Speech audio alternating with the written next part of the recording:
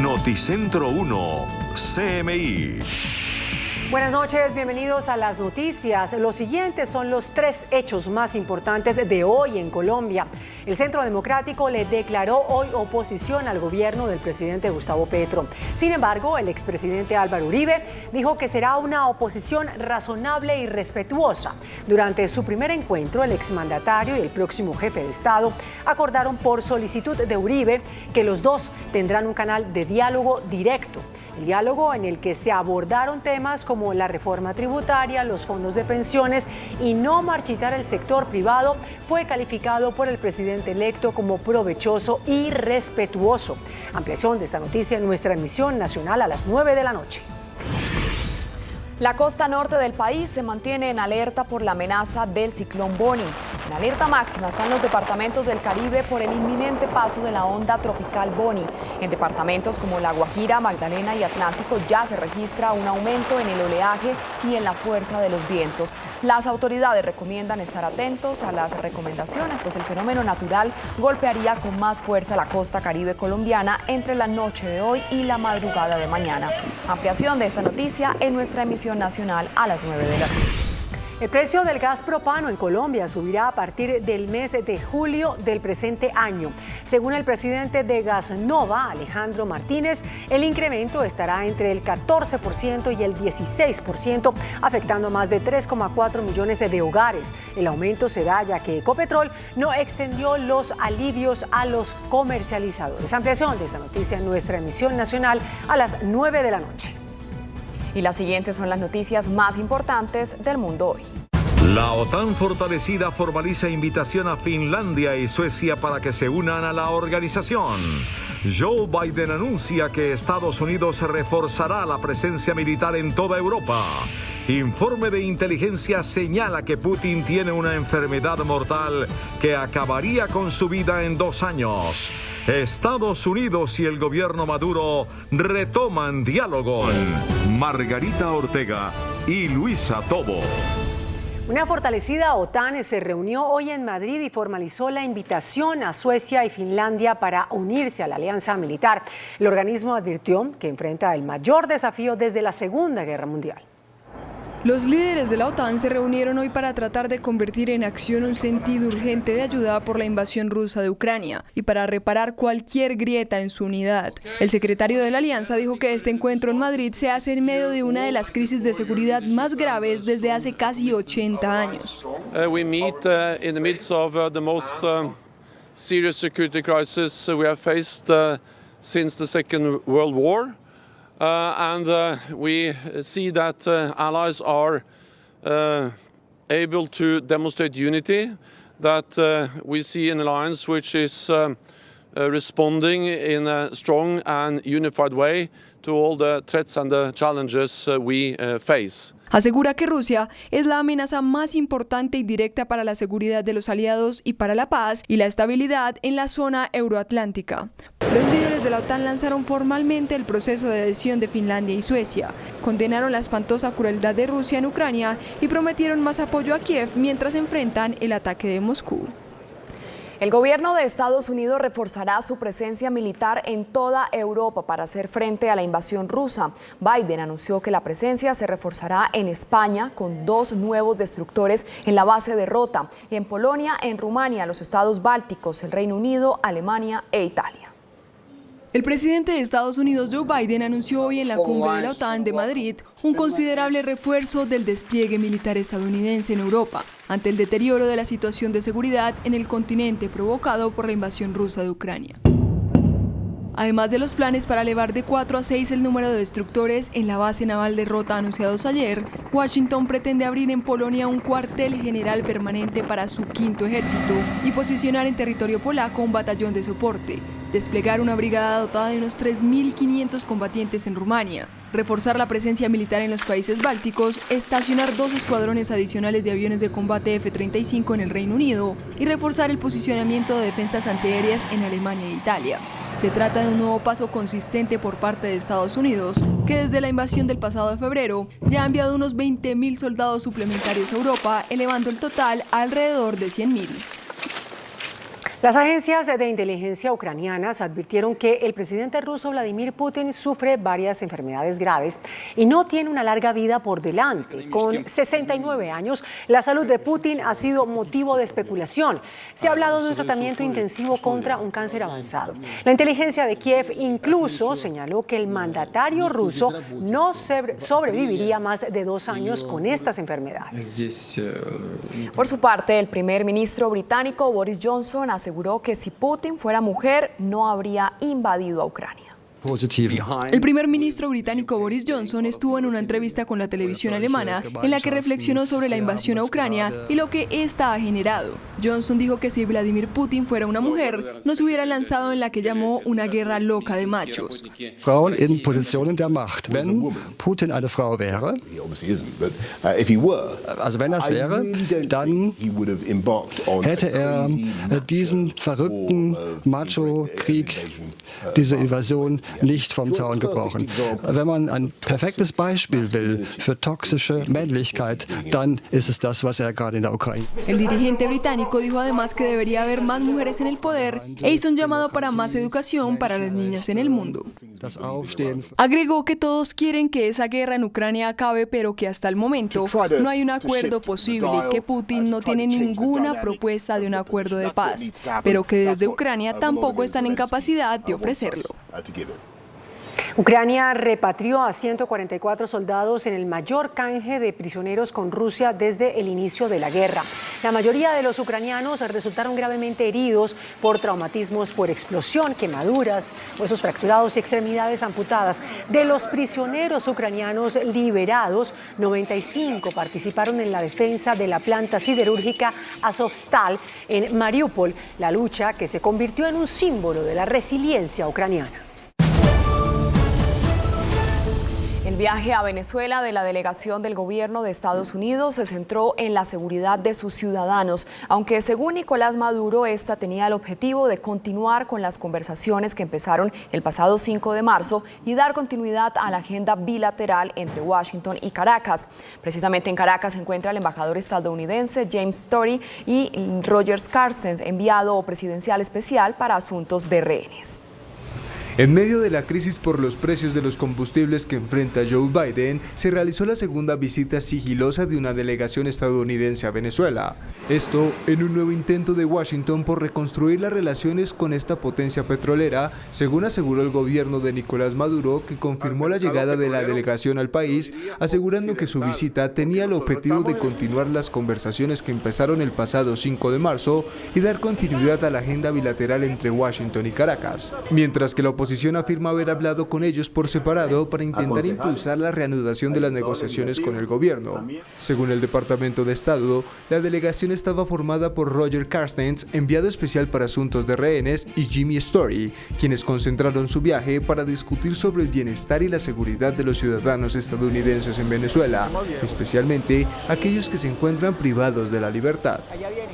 El Centro Nacional de Huracanes estadounidense alertó sobre la aproximación del posible huracán Bonnie a la costa norte de Colombia y Venezuela, en el Caribe y el sur de Estados Unidos, cuando el fenómeno meteorológico avanza por el Océano Atlántico a una velocidad de 65 kilómetros por hora. Venezuela canceló varios vuelos. Hay alerta por el potencial ciclón tropical Bonnie, que amenaza con golpear con fuertes lluvias y vientos que pueden superar los 60 kilómetros. Y según el Centro Nacional de Huracanes estadounidense, el posible huracán impactará principalmente en el Caribe, Venezuela y el norte de Colombia.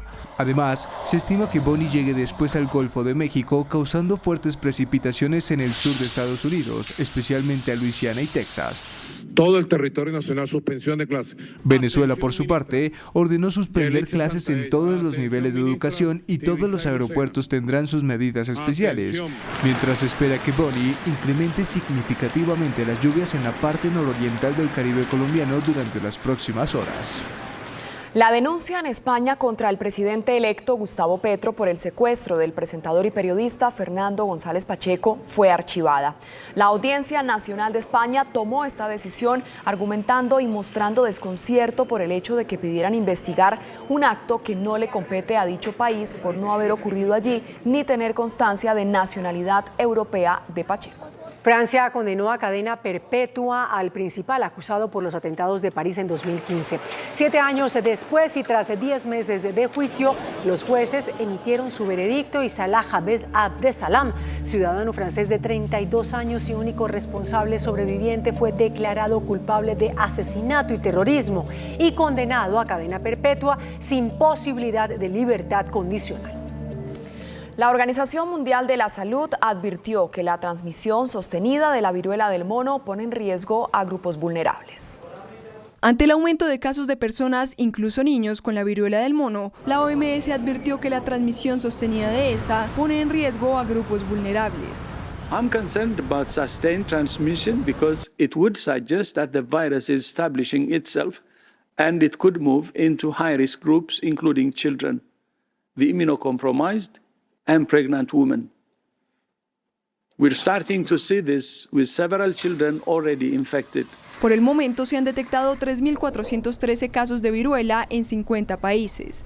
Ahora el organismo investiga informes de niños infectados, incluidos 2 casos en el Reino Unido, además de dar seguimiento a informes en España y Francia. Ninguno de los casos en niños ha sido grave. Aumentó la cifra de migrantes muertos en un camión en Texas, Estados Unidos. Ellos son 56. Además, las autoridades capturaron a 3 hombres acusados de estar relacionados con las muertes. 2 son mexicanos y fueron detenidos en sus casas y otro tiene nacionalidad estadounidense y se hizo pasar como sobreviviente. Este fue identificado como el conductor del tráiler. Los hombres aún no han sido acusados. Y fue presentado el concepto de un hotel de lujo volador, diseñado para albergar a 5.000 personas y permanecer en el aire durante años. Su manejo y administración será completamente digital y autónoma. Un nuevo y extravagante concepto de hotel volador ofrece a los viajeros una experiencia de viaje única. El Sky Cruise de propulsión nuclear podría contar con servicios como gimnasio, piscina y capacidad para transportar al menos a 5.000 pasajeros. Este futurista híbrido entre avión y hotel estaría provisto de 20 motores alimentados por una planta de fusión nuclear y está concebido para poder permanecer en el aire sin aterrizar durante varios años. El Hotel del Cielo contaría con un gran salón panorámico con vista de 360 grados, conectado por ascensor con la cubierta principal, que albergaría espacios comerciales, deportivos, locales de ocio, cines y parques infantiles.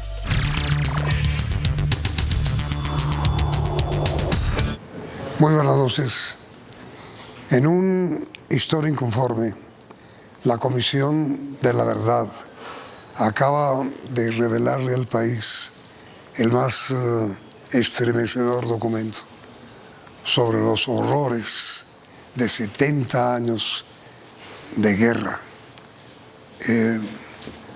Conflicto que ha producido casi 1 millón de muertes, centenares de desaparecidos y más de 8 millones de desplazados en el país.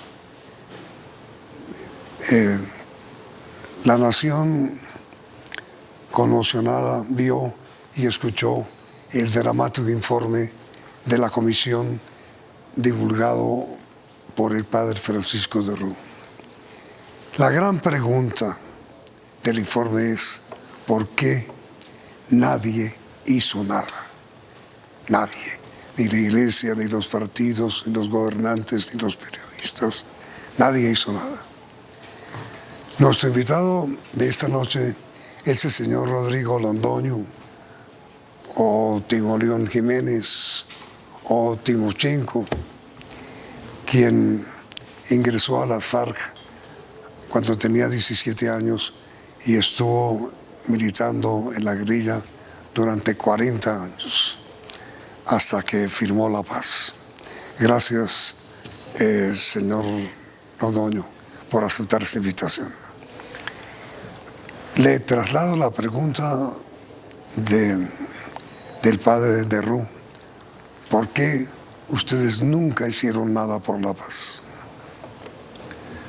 Primero que todo, muchas gracias, Yamí, por la invitación. Mi saludo a toda la audiencia de este importante programa.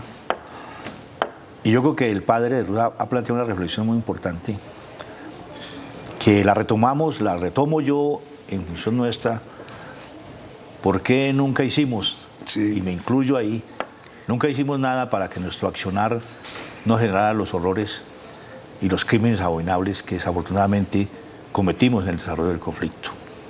Nosotros sí, las FARC desde el principio buscó el diálogo. Desde que nació en Marquetalia, nació pidiendo el diálogo y la posibilidad de resolver el conflicto que se avecinaba de manera dialogada. Nunca fue escuchada. Después hicieron varios intentos. Un esfuerzo muy grande del presidente Belisario Betancur, con el que logramos un acuerdo y comenzamos a implementar ese acuerdo, pero que fue frustrado por los militaristas de uniforme y los de civil, que impidieron que ese acuerdo saliera adelante. Lo que en buena medida fue radicalizando la guerra, y después vienen los otros esfuerzos que se hicieron con el presidente Gaviria, y después, para rápidamente hacer el resumen, lo del Caguán, que fue un esfuerzo grande, que se hizo una posibilidad grande, que tuvimos los colombianos, pero desafortunadamente desde el Estado lo que se pensó fue en ganar tiempo para hacer una reingeniería en las fuerzas militares e incrementar la guerra, que fue lo que se vino después de los diálogos del Caguán. Y ahí, pues, viene esta posibilidad que nos abre Juan Manuel Santos. ¿Por qué estos otros procesos nunca no dieron frutos? Porque fuera de Belisario Betancur, desde el establecimiento nunca se quiso abrir el espacio político. Se le planteaba la insurgencia, era la rendición, y una negociación no puede partir de la rendición. Y una rendición de un movimiento insurgente que tiene una motivación política, hay que abrir el espacio político si quiere que deje las armas a un lado, que fue la decisión que afortunadamente tomó el presidente Juan Manuel Santos. Sí. ¿Quién es usted? Es decir, ¿quién es sus padres? ¿Dónde nació? ¿Por qué terminó en la guerrilla? ¿Qué lo condujo a vincularse con las FARC?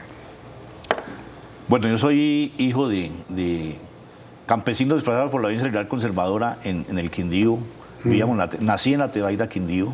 ¿Su padre era un campesino? Mi padre es de origen campesino, mi madre también es de origen campesino, pero ya vivían en el pueblo, en la Tebaida, Quindío. Ahí nací yo en el año 1959, el año de la Revolución Cubana, un 20 de enero. Y ahí estudié hasta el primero bachillerato, hice ahí en la Tebaida. Después estuve en el espíritu ese juvenil uno andando por varias partes, y hasta que aterricé en Quimbaya en el año 1976, seguí estudiando el bachillerato y ahí decidí irme para la guerrilla. Yo tuve militancia política de los 13 años en la Juventud Comunista. Mi papá era comunista, escuchaba Radio Habana. Pero su papá era comunista, pero no entiendo. Como el que se dice es liberal. Pero su papá sabía leer y escribir. Sí, él fue autodidacta, no estudió, era autodidacta. Y allí él siempre en mi casa mantenía la literatura comunista, del Partido Comunista, el periódico, los distintos documentos, las distintas revistas, escuchaba Radio Habana permanentemente. Radio Habana y Voz Proletaria. Y Voz Proletaria de aquella época. ¿Y le transmitió a usted las ideas? Pues uno iba recogiendo de ahí, ¿no? Escuchaba cuál era la motivación, la crítica a la desigualdad, una desigualdad que uno también percibía en la escuela, el uno darse cuenta de compañeros que llegaban sin el desayuno, de ir a las casas de los compañeros a hacer tareas y dar cuenta de la miseria en que vivían. Todas esas cosas pues lo motivaban a uno, más el conocimiento que allá, el mínimo conocimiento que iba teniendo, y como el espíritu ese del joven de la inconformidad frente a la desigualdad, y en cierto momento frente a lo que se veía también de los asesinatos, de las desapariciones, de la represión, del encarcelamiento, de la gente que luchaba por cambios. Uno pues tomé la decisión de yo más bien me voy a luchar por esto en un sitio donde tenga cómo defenderme, y ese pues sitio fue la guerrilla. Esa fue la decisión. ¿Y cómo hizo usted, o cómo obtuvo o consiguió el contacto para ir a las FARC? Bueno, coincidencialmente escuché a unos compañeros hablando, discutiendo el tema de si la lucha armada o no la lucha armada. Entonces, porque había uno que decía que eso, elecciones para qué, que eso era mejor la guerrilla, hice para la guerrilla. Y entonces el otro le dijo, pues si usted quiere irse, dígame. Entonces yo dije, tiene que saber algo. Y en algún momento le planteé, le dije, mire, yo tengo esta decisión, yo me voy para la guerrilla. Entonces me dijo, espérese a ver, y pues con el tiempo, al mes, 2 meses, me trajo alguien que ahora, pues supongo yo que era un guerrillero, pues en ese momento no me dice, que me da la charla de cómo era la guerrilla, una charla que yo digo siempre en el fondo encaminada a que yo me arrepintiera, porque me puso pues la situación que iba a ser sumamente difícil para vivir en la guerrilla. Pero yo le dije, no, ya es una decisión tomada y yo me voy. Y fue sumamente difícil inicialmente. Sí, la vida es difícil, claro. Primero, pues la separación del medio en que uno está, es decir, la selva, las condiciones son complejas, ya no duerme uno en una cama, se duerme en el suelo, se duerme en una hamaca, hay que, pues uno mismo tiene que lavar la ropa, uno tiene que hacer pues todo eso. ¿Y usted dependía ya de Marulanda? No, yo ingreso como guerrillero raso. ¿Y de quién era su jefe? Yo llego al Pato, el jefe allá era Lozada, que era otro de los fundadores de las FARC, Marquetaliano, Arturo Lamprea, el otro de los jefes que ven allá. ¿Y cuándo conoce a Marulanda? A Marulanda lo conocí cuando ingresé, pero de paso. Estuve ahí con él, pero no supe que era él. Después, como al año y medio de haber ingresado, me toca venir a una reunión con él, una reunión donde incluso íbamos a tratar una serie de temas de cuestionamientos que nosotros, el colectivo, porque en las FARC era militar, pero también era político. Entonces uno pertenecía a una escuadra, pero también pertenecía a una célula política. En la célula nosotros hemos discutido de que las condiciones en el Pato estaban muy difíciles y era fruto de la incapacidad del mando. Entonces mandamos una carta al secretariado y nos mandan a llamar un grupo. Marulanda se reúne con ese grupo, yo estoy en ese grupo, para preguntar si lo que decía esa carta era cierto. Ahí ya identifico yo que es Marulanda. ¿Y qué pasó entre ustedes dos cuando lo conoció? No, él preguntó ahí que si de los que estaban ahí alguno había firmado la carta. Y pues yo la carta la había firmado porque yo era secretario político de la célula en que militaba. Entonces yo levanté la mano. Bueno, la relación así más directa en ese momento. Pero a ver, hombre, sobre usted se han dicho muchas cosas. Primero, ¿usted es médico? No es cierto. ¿No es verdad? No es cierto. Toca preguntarle a la inteligencia militar de dónde se inventó eso. ¿Usted es médico? No. ¿Ni ha ejercido? Yo sí fui enfermero en la guerrilla. Como a casi todos los guerrilleros nos tocó aprender. Pero yo sí estuve tratando de especializarme en eso un tiempo. ¿Usted estudió en Moscú? No, en absoluto. ¿De dónde han salido todas esas versiones? Habría que preguntarle a la inteligencia militar quien fabricó todas esas fábulas y mitos sobre mi historia. ¿Pero eso no es verdad tampoco? No es verdad.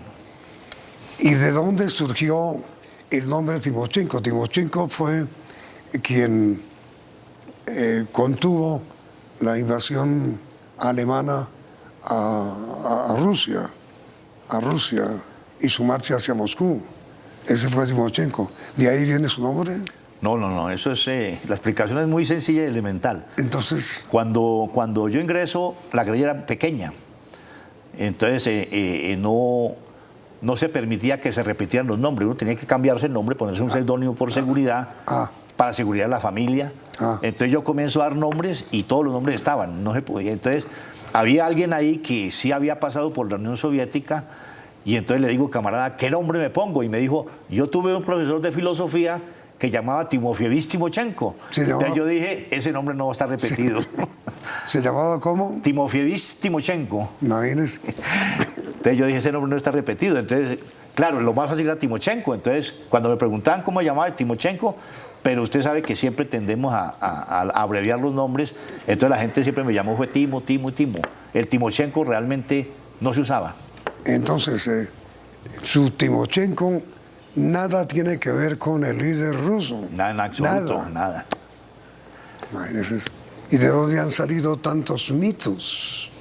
Pues habría que preguntarle a los que crearon esos mitos, ¿de dónde salen? Ni médico, ni estudió en Moscú, pero usted sí fue comunista.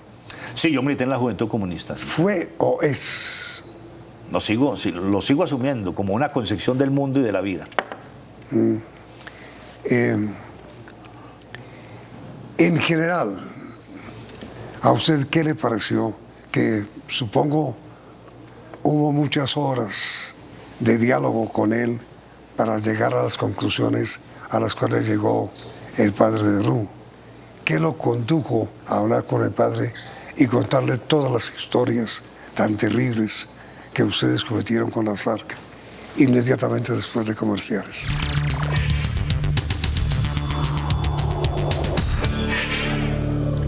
¿Cuál es su respuesta? Bueno, de todas maneras, este es el trabajo de una comisión conducida por el padre Ruz. Sí. Una comisión integrada por una selección que se hizo de... Pero usted contribuyó al... Sí, claro, nosotros estuvimos en esa comisión con los comisionados dando nuestra versión del conflicto, reconociendo la cantidad de crímenes y de atrocidades que se cometieron en medio de la... Incluso con la misma comisión fuimos a zonas, a regiones, a hacer reconocimientos ante la gente de los actos que allí se habían realizado. No, uno que sentía, es decir, es la realización de un sueño que lo teníamos desde La Habana, porque es que la Comisión de la Verdad surge, es en el acuerdo, y fue una reivindicación que nosotros planteamos.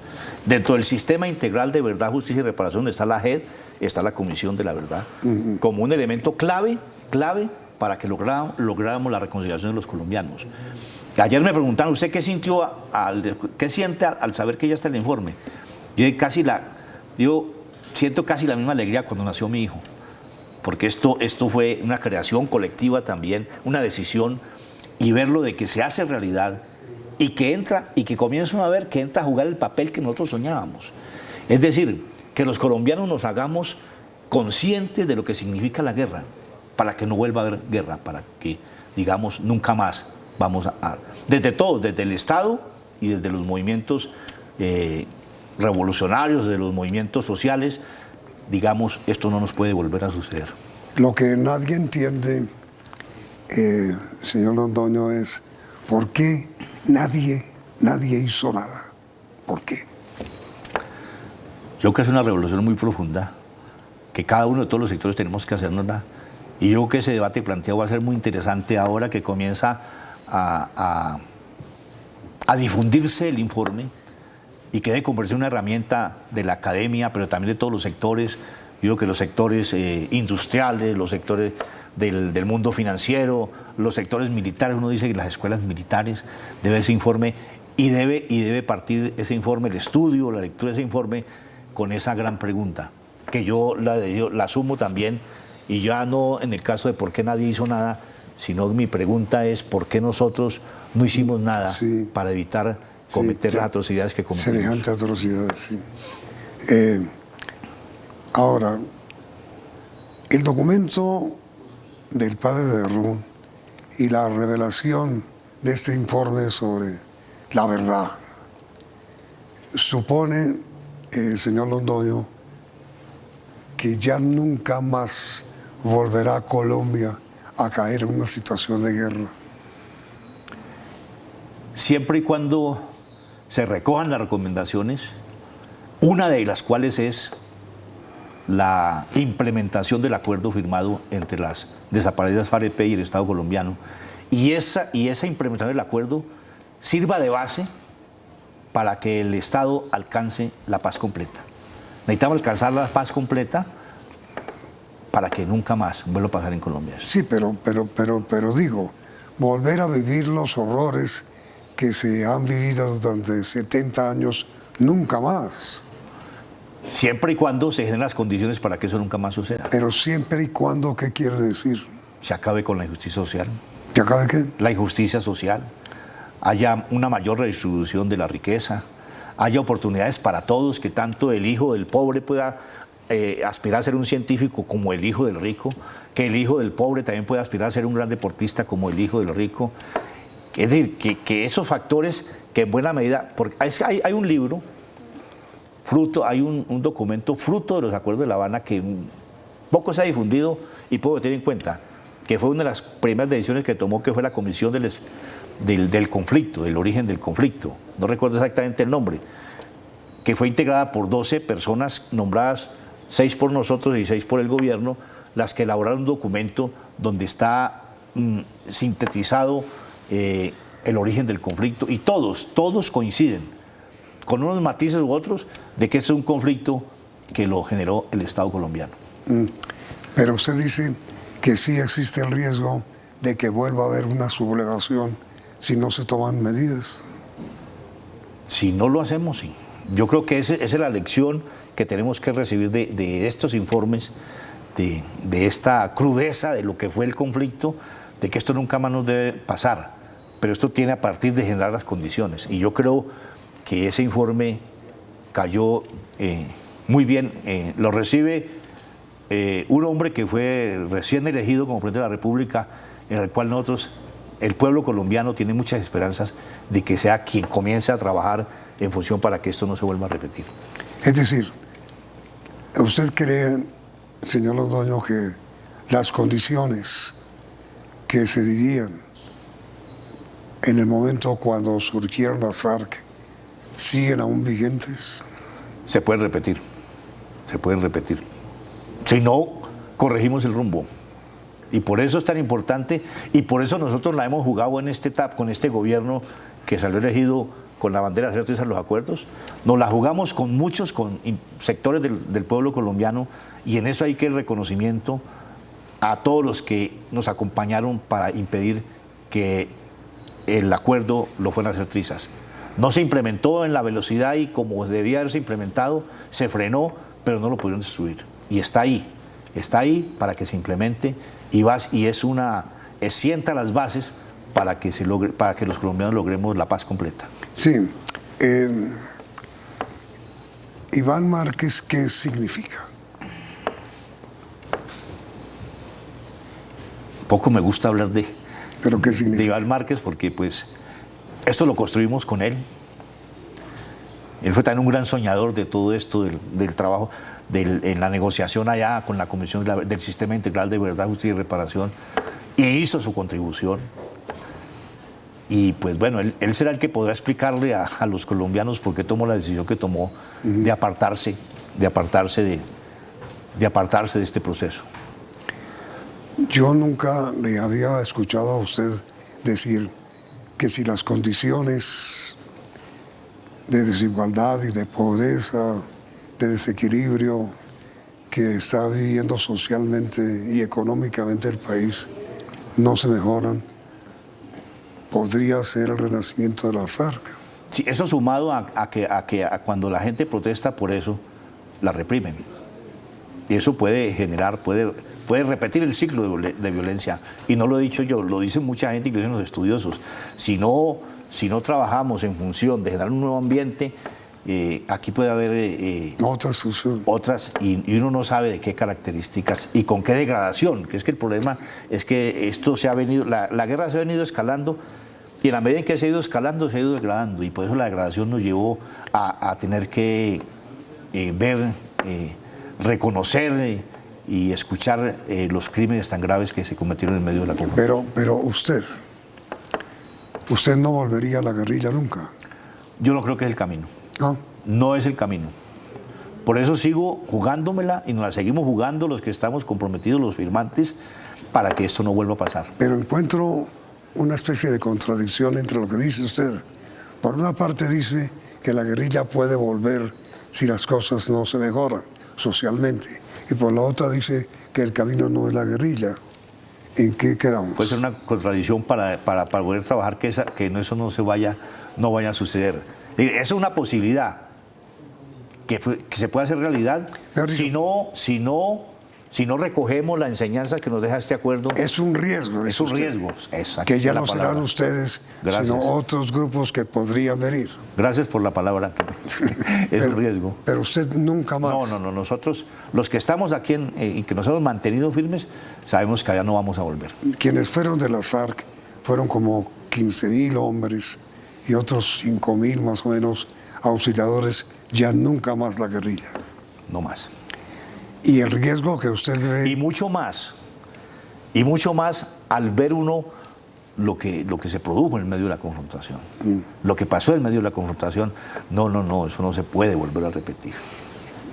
¿Ustedes han devuelto la riqueza que tienen o que tuvieron, no sé? Porque el país siempre, la opinión pública reclama, ¿y cuándo devuelven, y cuándo devuelven, y cuándo devuelven? Es una matriz que se han puesto, también parecida al mito de que yo soy médico, de que nosotros no hemos entregado nada. Nosotros hicimos entrega de los bienes. Hubo una comisión, eso se le entregó al Estado colombiano, muy mal manejado eso. se entregó el listado de fincas, el listado de ganado, de enseres que habían. Eso lo primero que hicieron fue filtrarlo en los medios de comunicación, poniendo en riesgo un poco gente que tenía que ver con eso. Eso nos creó una situación de inseguridad muy difícil, pero eso estaba ahí, en manos del Estado colombiano. ¿Para qué íbamos nosotros a dejar riqueza en manos? Eso era uno pegarse un tiro en el pie. Que eso sí lo teníamos nosotros claro desde que hicimos la discusión, y no es porque de pronto alguno lo hubiera planteado, hombre, dejamos una reserva por si de pronto, no, que dejamos unas armas guardadas debajo de la mesa por si de pronto eso lo decían, no, si nos lo vamos a jugar, es completa. Pero a ver, el informe de la Comisión de Paz condujo a la inmensa mayoría de los colombianos a la conclusión de que esto no debe volver a ocurrir nunca más. Pero dice usted que podría volver a presentarse una acción de sublevación si las cosas sociales no tienen alguna solución. Si no se cambia la doctrina del Estado colombiano para resolver los conflictos, porque no es que se acaben los conflictos en la sociedad, sino la forma como se resuelven. Entonces hemos tenido un Estado que siempre usa la represión y las armas para resolver esos conflictos, incluso los mismos conflictos políticos, la desaparición de los movimientos de izquierda, movimientos alternativos, el asesinato de los candidatos que de pronto no van a representar los intereses de esa clase que ha estado siempre en el poder. Esos son elementos que son incentivos para la violencia. Entonces eso es leña para la hoguera.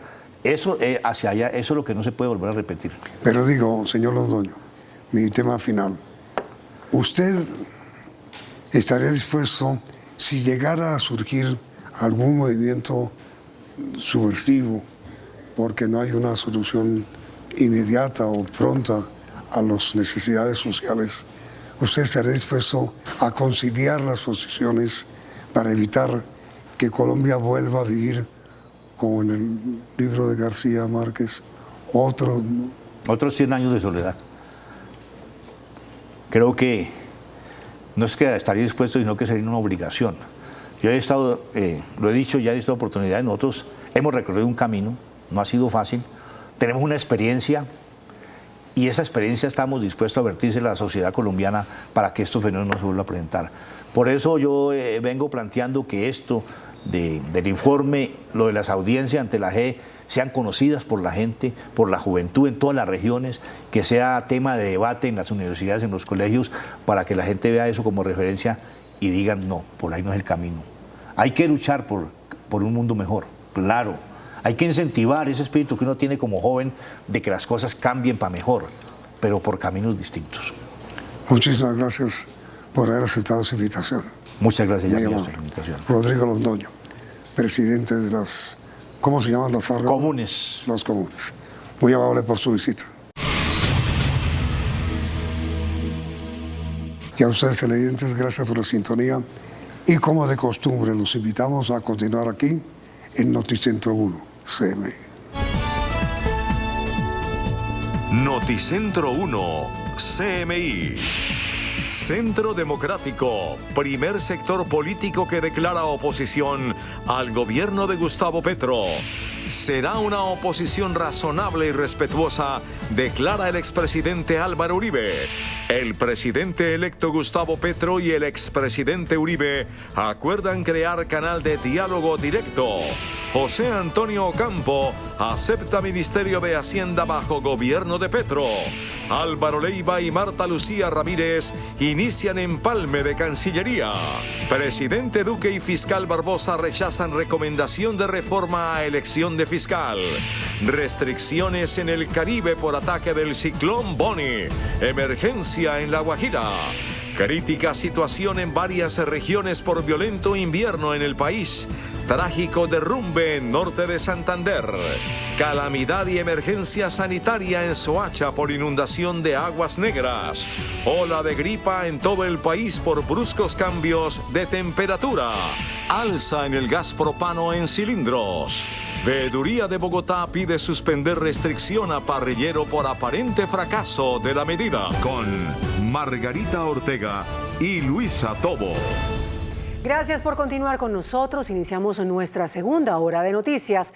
El Centro Democrático le declaró hoy oposición al gobierno del presidente Gustavo Petro, pero el expresidente Álvaro Uribe dijo que será una oposición razonable y respetuosa.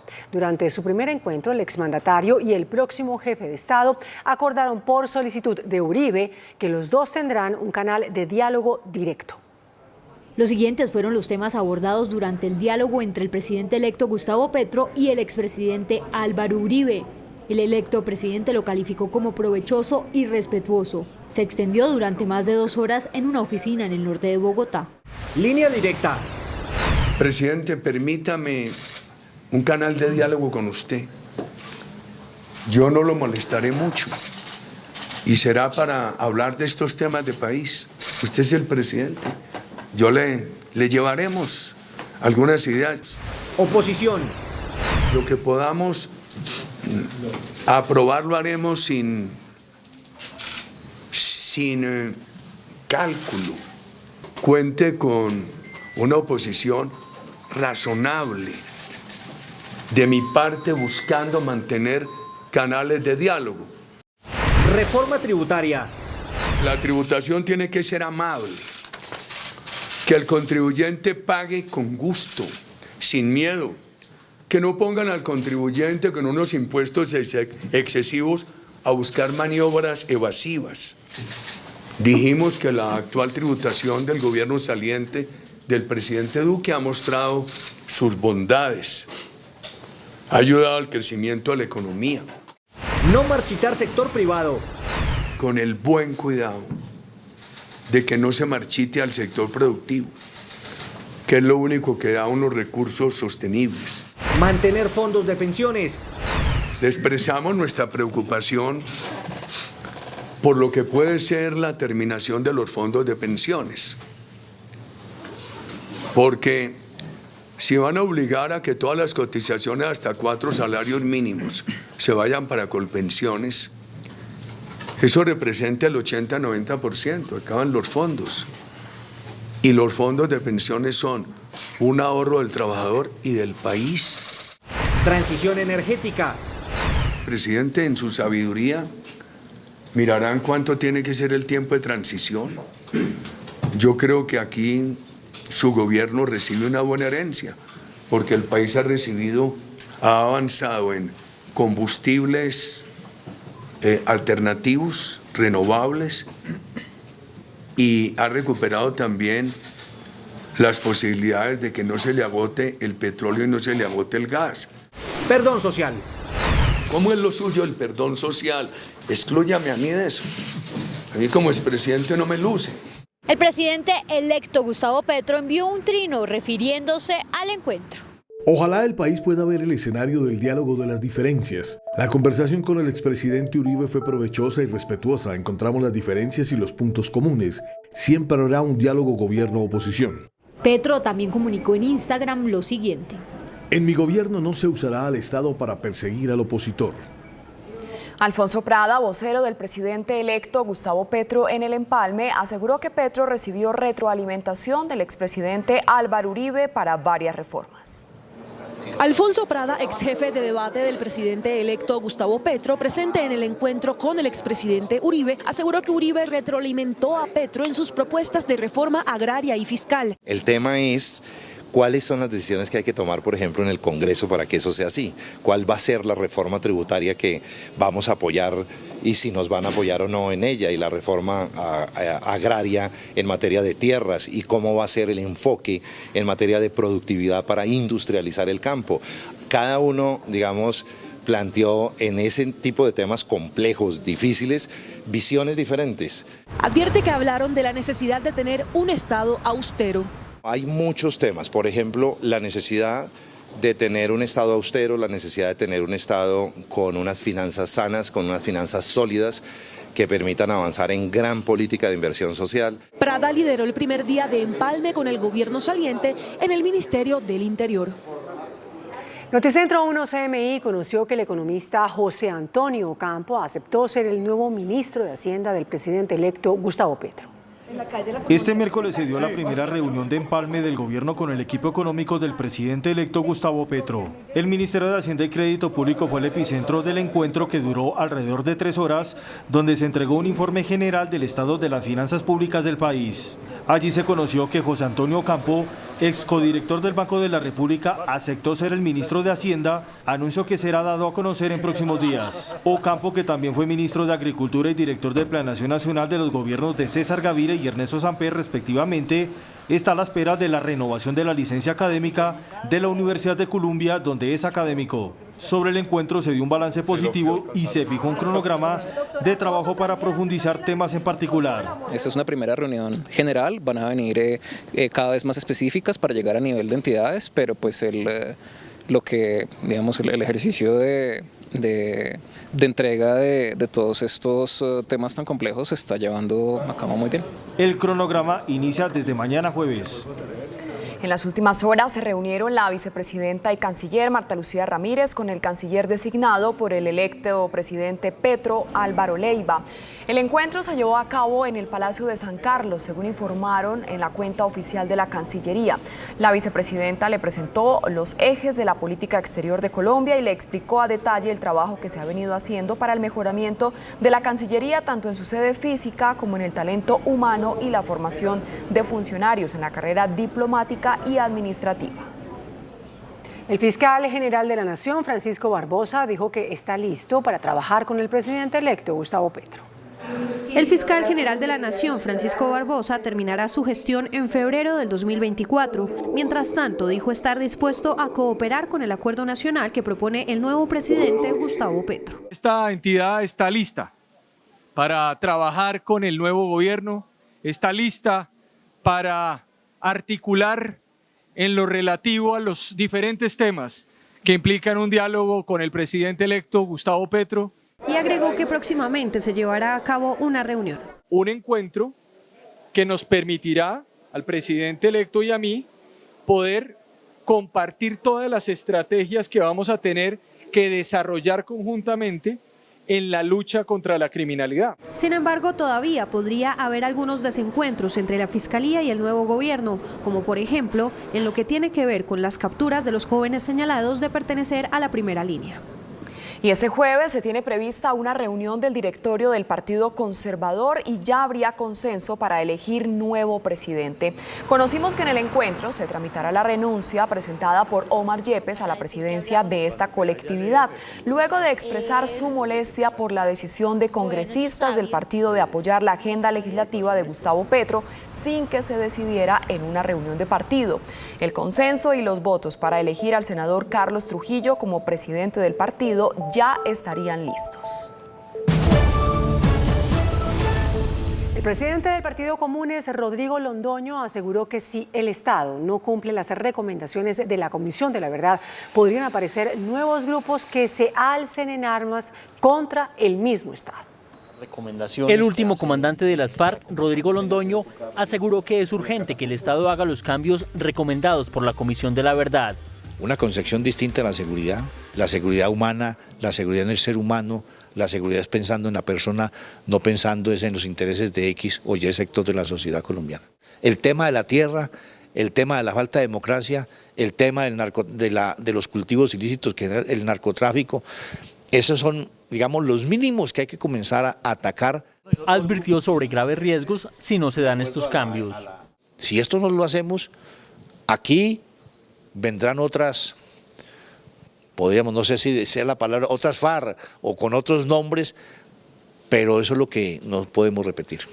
Otras FARC con otra gente, no con los que... nosotros no estamos amenazando de que si no se cumple, nosotros ya pasamos ese camino y por allá no volvemos. También aseguró que espera que el nuevo gobierno ponga en marcha las recomendaciones de la comisión. Que ese informe lo ha recibido un hombre que se ha comprometido con Colombia y con el mundo a buscar la paz completa, es muy afortunado. La Comisión de la Verdad le entregó esta noche al presidente Iván Duque el informe final sobre las causas del conflicto armado y sus recomendaciones. En la Casa de Nariño se encuentra Ana María Cuesta. Ana, muy buenas noches. Detalles de este encuentro. Luisa y televidentes, muy buenas noches. Durante poco más de hora y media, el presidente de la República, Iván Duque, dialogó con el padre Francisco de Rú en un encuentro que ambos describen como cordial. El presidente de la República destacó que su gobierno apoyó presupuestalmente a la Comisión de la Verdad y el padre de Rú advirtió que el informe final contiene la visión de todas las víctimas. Este es un reporte para generar un buen debate dentro de la sociedad, para que tengamos la posibilidad de leerlo y desmenuzarlo, de conocer las apreciaciones en lo que son hallazgos, de poder también debatir, controvertir, pero al mismo tiempo construir sobre la base de los hallazgos. Y por supuesto también tener un debate sensato, claro y republicano con respecto a las recomendaciones que trae este reporte. Hemos dicho además en esta conversación que estas son recomendaciones que no son vinculantes. Eso, nuestro trabajo es un trabajo profundamente humano, profundamente del alma, y es lo que hemos querido entregarle, porque fue la tarea que se nos dio desde la profundidad de las víctimas, de todos los lados. Quiero insistir mucho en eso, esclarecer lo que nos aconteció. Créanme que hemos sido muy tocados por el sufrimiento de los soldados que hemos encontrado sin piernas, de los policías que hemos encontrado en esas circunstancias, como hemos sido muy tocados también pues, por el dolor de los secuestrados, por la brutalidad de los niños llevados a la guerra. El padre de Rú reiteró que el informe no contiene culpabilidades o señalamientos personales. Desde el centro de Bogotá, Ana María Cuesta, Noticentro 1, CMI Margarita, continúa usted con más información. Ana María, muchísimas gracias. En Bolívar, Cauca, la Comisión de la Verdad empezó la gira nacional para entregar el informe final a las comunidades golpeadas por la violencia. Más de 200 víctimas del conflicto se reunieron para recibir de manos de los comisionados de la verdad el informe que reúne la información sobre el origen del conflicto y su impacto en los colombianos. El presidente Iván Duque y el fiscal general Francisco Barbosa rechazaron la propuesta de modificar el sistema de elección del fiscal general de la Nación. El fiscal general de la Nación es elegido por la Corte Suprema de Justicia de una terna presentada por el presidente de la República. El presidente electo Gustavo Petro plantea modificar la elección conformando una terna a través de una convocatoria pública. En su informe final, la Comisión de la Verdad también plantea la necesidad de cambiar la forma de hacer esta elección. El presidente Iván Duque se mostró en desacuerdo con este planteamiento. Cualquier modificación a ese sistema que busque debilitar la colaboración armónica o que pretenda aislar de esa bisagra a los dos poderes sería infligirle a nuestro país un daño institucional irreparable. El fiscal general también se opone a cualquier cambio en el sistema de elección. Lo importante del sistema, tenemos un sistema, por supuesto, en donde se comparte un tiempo con el presidente de la República que terna al fiscal general, que lo elige la Corte, pero al mismo tiempo después, cuando llega otro presidente, pues aparece entonces ya una relación que no depende o no se plantea sobre la base de esa nominación inicial. En las próximas horas, las autoridades iniciarán los traslados de algunos de los internos de la cárcel de Tuluá. Esto debido al estado en que quedó el penal tras el incendio que dejó 52 muertos. Así lucen las instalaciones de la cárcel de Tuluá, centro del Valle, luego del incendio que acabó con la vida de 52 reclusos y otros 26 permanecen heridos, 14 de ellos en unidades de cuidado intensivo, 5 con quemaduras. La persona que tenía 100% de quemaduras falleció y los otros tienen más del 60%. Y esas personas pues están en un estado crítico y estamos esperando su evolución.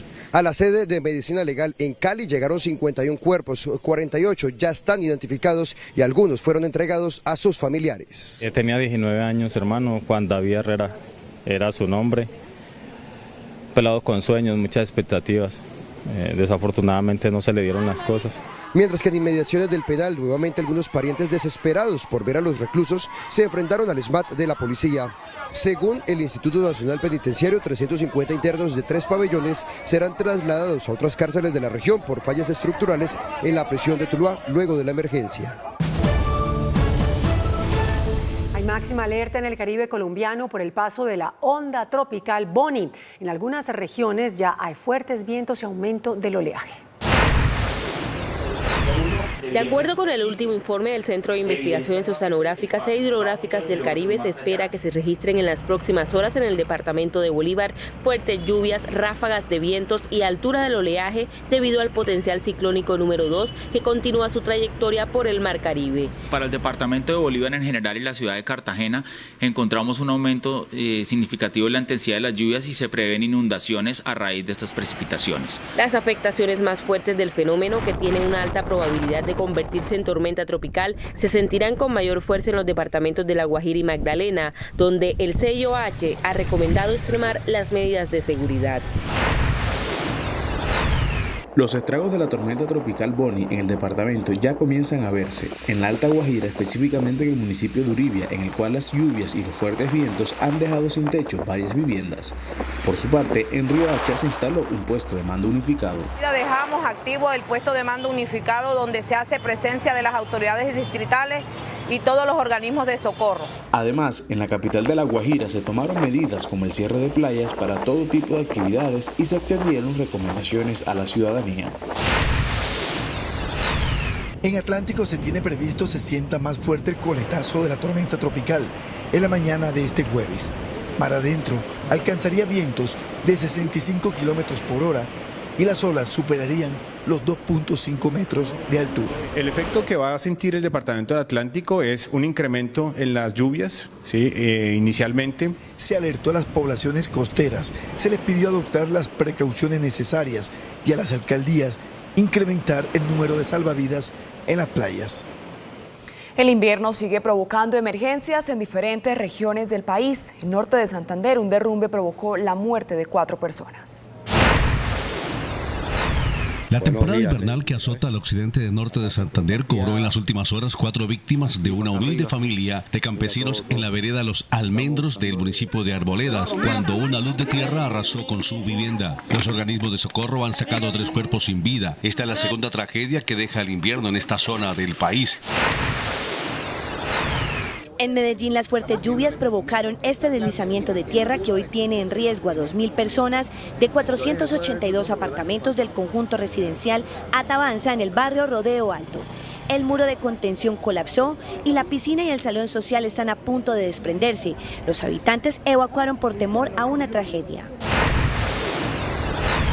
Crece la emergencia en el departamento de Bolívar a causa de las fuertes lluvias que ya dejan 25 municipios afectados. El invierno ha provocado el desbordamiento del río Magdalena y otros afluentes. Animales y cultivos también se han perdido y con maquinarias las autoridades trabajan en las zonas más afectadas. El departamento de Sucre enfrenta una grave emergencia por inundaciones en la región de La Mojana. Ya se reportan 35.000 familias afectadas por desbordamientos de ríos. La emergencia más grave que se vive en el norte del país ocurre por estos días en el departamento de Sucre, en la región de La Mojana, donde una vasta extensión de cultivos y de infraestructura escolar y de salud ha resultado inundada por el desbordamiento de varios ríos que surcan la región. Aquí tenemos una gran tragedia. Esta lucha contra la furia de la naturaleza que nos está dejando más de 35.000 familias damnificadas. Hemos hecho enormes esfuerzos entre el gobierno nacional y los gobiernos locales, pero es insuficiente. El SOS lanzado por las autoridades locales en Sucre se extiende también al menos a 5 departamentos de la costa norte del país, donde también se pueden ver afectados por la llegada de un ciclón que se originó en Venezuela y se dirige hacia la costa caribe colombiana. En el municipio de Soacha, Cundinamarca, más de 50 familias quedaron damnificadas por el desbordamiento de una quebrada que ha provocado la aparición de una espuma fétida que se ha invadido en algunas viviendas. Espuma fétida invade la comuna 4 del municipio de Soacha en Cundinamarca. Las fuertes lluvias y precipitaciones han provocado el desbordamiento de la quebrada Tibanica. Esto nos afecta mucho por la salud y hay muchos niños y esto. Mi ama se mojó y se metió todo el agua en la casa. Se está haciendo una limpieza preventiva en muchas partes del canal y la intención es proseguir con el protocolo de respuesta, es una atención médica a la comunidad donde se va a hacer una jornada de salud. Arriesgando sus vidas, estos pobladores han construido sus viviendas con latas muy cerca a esta quebrada. Le pedimos encarecidamente que cojan conciencia y las basuras no sean ahí en los sitios de las vertientes que están en este momento. Acá nos ha hecho acompañamiento durante la noche anterior, durante la mañana han estado acá pendientes de la comunidad. Ante la emergencia, más de 250 personas podrían ser evacuadas a albergues mientras se reconsidera su ubicación. El viceministro de Salud, Germán Escobar, confirmó que el país enfrenta un severo pico de gripe y de enfermedades respiratorias diferentes al COVID-19. Pidió volver a usar tapabocas si presenta afecciones respiratorias. El viceministro de Salud, Germán Escobar, alertó sobre la ocurrencia de un fuerte pico de enfermedades respiratorias diferentes a la del COVID-19 que está afectando a la mayor parte de la población. En este momento, 8 de cada 10 personas que presentan síntomas respiratorios tienen esos otros virus y por supuesto 2 de cada 10 aún siguen presentando coronavirus. En ese orden de ideas es muy importante las medidas de protección personal, las medidas en cualquier momento que se tenga síntomas respiratorios, uso de tapabocas, lavado de manos que hemos aprendido en esta pandemia que son fundamentales. Las autoridades de salud recomiendan especialmente a los mayores de 60 años aplicarse la vacuna contra la influenza y también completar sus esquemas de vacunación contra el COVID-19.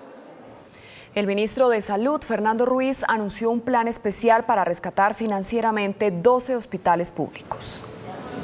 Al terminar su última rendición de cuentas, el ministro de Salud, Fernando Ruiz, informó sobre un plan de rescate para los hospitales de Cartagena, Apartadó, Villa del Rosario, norte de Santander, en Puerto Carreño, en Arauca, en Mocoa, en Cali, en Providencia, en Pereira y en Manizales, entre otros. Aseguramos proyectos e inversiones en hospitales públicos por 1.3 billones de pesos. El ministro también reveló hoy que el costo de las vacunas contra el COVID-19 superó los 5 billones de pesos para adquirir 90 millones de dosis. El Ministerio de Salud confirmó que queda un stock aproximadamente de 20 millones de dosis de vacunas contra el COVID-19 para lo que resta del año. Juan Armando Rojas, Noticentro 1, CMI. Un deshuesadero de carros y motos quedó desmantelado en Bogotá. Una banda delincuencial llevaba a una bodega en la localidad de Engativá los vehículos de alta gama que eran hurtados. Las autoridades locales confirmaron la desarticulación de una peligrosa banda delincuencial dedicada al robo de vehículos. El GPS de un carro les permitió llegar hasta una bodega en la localidad de Engativá, donde eran desguazados los vehículos. Son 8 en total los vehículos, 7 delincuentes capturados. Manifestar que de acuerdo a las actividades investigativas con la Fiscalía General de la Nación, se han logrado desarticular 16 organizaciones delincuenciales. El secretario de Seguridad, Aníbal Fernández, se pronunció también sobre la captura en Bogotá de un sujeto quien tenía circular azul. Responsable de un homicidio en la ciudad de Barranquilla, fue capturado en la localidad de Usaquén, persona que inmediatamente, por supuesto, fue puesta a disposición de las autoridades judiciales. En la localidad de Kennedy fue incautada una tonelada de marihuana cerca a un colegio distrital. Allí sería distribuida en pequeñas dosis. La Veeduría de Bogotá cuestionó la restricción al parrillero en moto los fines de semana. Pidió reconsiderar la decisión ante la reducción en los delitos cometidos por motociclistas con parrillero. ¿Ha funcionado la medida de restricción al parrillero en la capital del país? La Veeduría de Bogotá se pronunció por medio de un comunicado donde afirma que la medida no ha sido efectiva, teniendo en cuenta un análisis en el comportamiento de los delitos de alto impacto entre enero y mayo de 2022. El informe señala que más del 80% de los robos se cometen usando moto, especialmente con acompañante tipo parrillero. El delito que aparece en primer lugar cometido desde una motocicleta es justamente el robo de otras motos y de carros. Entre mayo de 2021 y mayo de 2022, dicho aumento en los delitos fue del 38%. Se presentó de forma homogénea en todos los días de la semana, incluso los días de restricción, que son los jueves a sábado. Adicionalmente, respecto a la participación de estos delitos a la franja horaria, se puede observar que siguen presentándose entre las 7 de la noche y las 4 de la mañana. El presidente de Gasnova, Alejandro Martínez, anunció alzas en las tarifas del gas propano a partir del 1 de julio. De acuerdo con el informe de Gas Nova, desde julio subirá el precio del gas propano en el país por cuenta del incremento de los commodities y materias primas en el mercado internacional. Pero a ello se suma que Ecopetrol no extendió el descuento del 30% a los comercializadores y distribuidores del llamado gas cilindro. El alza estimada está entre el 14 y el 16%, situación que afecta al menos 3.4 millones de hogares, es decir, unas 12 millones de personas. La demanda es muy sensible al precio y Ecopetrol, al dar ese descuento, pues realmente le genera un alivio a los usuarios, pero lo dio el 1 de enero al 30 de junio y ya se vence, entonces pues los cilindros tendrán que subir. El dirigente pide a lo que será nuevo gobierno que los subsidios de gas propano sean para todo el país y no solo para 5 departamentos. Hay que llevar a los estratos 1 y 2 consumidores de GLP los subsidios como lo tienen los demás servicios públicos en el país. También se propone que los contratos sean a largo plazo. El vicepresidente de ANIF, Anwar Rodríguez, sostuvo que la reforma fiscal para el próximo gobierno es inaplazable. La agremiación planteó 3 ejes fundamentales que deberá tener en cuenta el próximo gobierno para la sostenibilidad del crecimiento de la economía y la generación de empleo. El primero de ellos tiene que ver con el tema fiscal, donde considera que es necesaria una reforma tributaria para garantizar mayores ingresos y dar cumplimiento a la financiación de programas sociales. La reforma que se plantea podría recoger 20 billones de pesos. Necesitamos tener más ingresos. Colombia todavía, si lo comparamos con nuestras propias necesidades, no recaudamos lo suficiente. Si lo comparamos con países de mismo nivel de desarrollo, no recaudamos lo suficiente y tenemos varias ineficiencias. El segundo tiene que ver con la salud, donde advierte que se debe mantener el modelo actual, el cual es garante de cobertura. Eso no se logra devolviéndonos, se logra es avanzando, construyendo sobre lo construido y generando los ajustes que puedan darnos a todos los colombianos ese mayor y mejor acceso al sistema de salud. Lo vimos durante la pandemia. Se pide una discusión técnica sobre el tema de extracción de minería y petróleo. La Superintendencia de Servicios Públicos impuso sanciones por 53.000 millones de pesos a empresas del sector en el último año. Cobros injustificados, irregularidades en la prestación del servicio y caso omiso a los procesos de peticiones, quejas y reclamos son varios de los puntos que han generado sanciones sobre las empresas de servicios públicos del país. De acuerdo con la Superintendencia del ramo, en su rendición de cuentas en el último año se impusieron multas por 53.000 millones de pesos. Los eventos en los que cuando pasa una situación, responsabilidad directa o no del prestador, pues son un montón de usuarios los que se afectan. Energía y acueducto con las mayores inconsistencias. En abierta vulneración a la reserva de la fuente y el secreto profesional, la Fiscalía General de la Nación envió a las instalaciones del portal Cambio Colombia un oficio en el que notifica que efectuará una diligencia de inspección este jueves 30 de junio a las 10 de la mañana. Según la Fiscalía, esta diligencia tiene como fin recaudar los audios y demás insumos que dieron lugar a la publicación de un artículo periodístico sobre la presunta relación del que fuera hasta hace unos meses comandante de la 6ª División del Ejército Nacional, general Jorge Hernando Herrera Díaz, con la banda narcotraficante Los Pocillos. La Corte Suprema de Justicia hizo nuevas precisiones sobre el levantamiento del velo corporativo en casos especiales. La Corte advirtió en un nuevo fallo que se puede levantar el velo corporativo de una empresa, es decir, perseguir el patrimonio de sus socios o accionistas, no solo cuando la empresa es creada con fines ilusorios, también cuando nace con fines legítimos, pero la emplean para propósitos torcidos o defraudatorios. Según el fallo, el levantamiento del velo procede cuando el socio con mayor poder económico instrumentaliza financiera o políticamente a la persona jurídica para satisfacer sus necesidades individuales, también cuando se usa a la sociedad para defraudar a socios o acreedores a partir del incumplimiento de obligaciones contractuales o laborales. El índice de capitalización de la bolsa, que mide el comportamiento de las 20 principales acciones, cerró a la baja. El índice selectivo MSCI Colcap de la Bolsa de Valores de Colombia bajó 2,48% a 1.346 puntos. La acción de Construcciones El Cóndor fue la que más subió, con una valorización de 8,77% a 620 pesos. La acción de Fabricato fue la que más bajó, con una pérdida de 9,72% a 6 pesos con 50 centavos. La acción más negociada de la jornada fue la de Ecopetrol, al movilizar más de 47.000 millones de pesos, con una variación negativa de 4,46% a 2.273 pesos. El dólar cerró al alza. Indicadores económicos en Noticentro 1 CMI.